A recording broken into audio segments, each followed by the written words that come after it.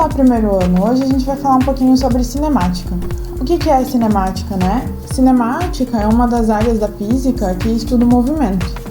Então, aí na tela projetada para vocês, tem algumas figuras que representam o movimento, né? O movimento de um leopardo, o movimento aparente das estrelas, o movimento de um catavento, o movimento terrestre, o movimento de aviões, o movimento de carros em rodovias. Mas antes da gente começar a falar sobre cinemática, a gente tem que entender quais são as áreas da física que estudam o movimento. As grandes áreas da física que estudam o movimento são divididas em três áreas: a cinemática, a dinâmica e a estática. Qual é a diferença entre elas, basicamente? A cinemática, ela se preocupa em descrever movimento sem se preocupar com o que causou esse movimento. A dinâmica já se preocupa em estudar a causa desses movimentos. E a estática estuda situações em que o corpo fica em repouso, então que ele fique parado. Para a gente começar a estudar a cinemática, a gente precisa primeiro definir alguns conceitos, né? Nessa primeira aula, a gente vai falar sobre três conceitos. A gente vai falar sobre referencial, trajetória e ponto material.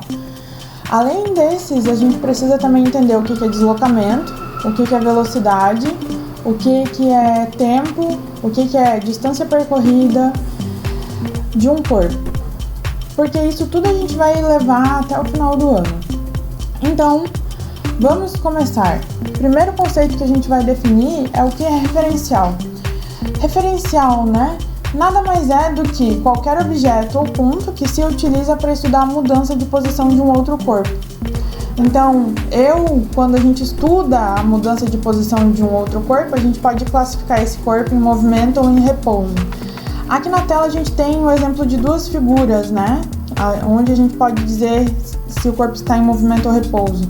Eu vou usar aqui como exemplo somente essa primeira figura, onde eu tenho um casal sentado num triciclo.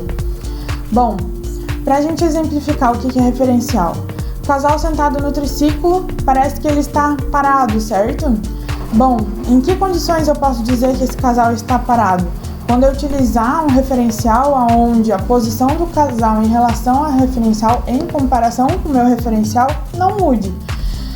Quem aqui nessa figura eu posso utilizar para dizer que o casal está em repouso, está parado? A árvorezinha aqui, ó. Em relação à árvore, a posição do casal sentado no triciclo está mudando? Não está mudando. Então significa que esse casal está em repouso.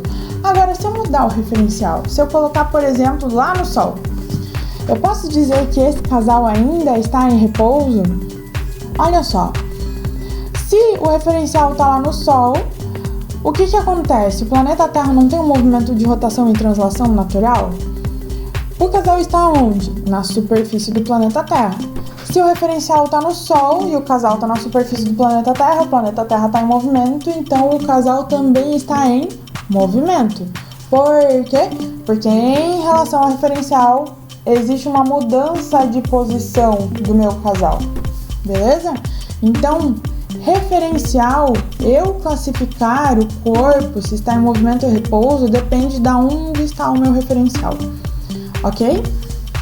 Próximo conceito que a gente precisa entender: trajetória. Trajetória, o que é? É um caminho, é o caminho que o corpo que está em movimento descreve. Então aqui eu tenho alguns exemplos, né? Eu tenho um caminho retilíneo aqui para o carro, nessa primeira figura. Tenho um caminho curvilíneo, quando esse carro está fazendo uma curva. Eu tenho um movimento aparente de estrelas, porque eu estou na superfície do planeta Terra.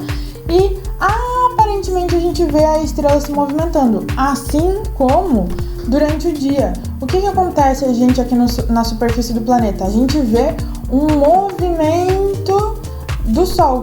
Mas quem é que está se movimentando? É o Sol ou é o planeta Terra? É o planeta Terra. Então, professora, a trajetória também depende do referencial que está observando? Sim, também depende do referencial que está observando.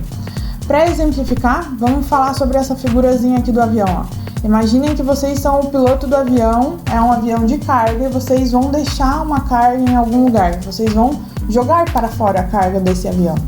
Como você, como piloto, vê a trajetória dessa carga? Vocês veem a trajetória dessa carga como uma linha reta. como se ela estivesse caindo na vertical, bem bonitinha.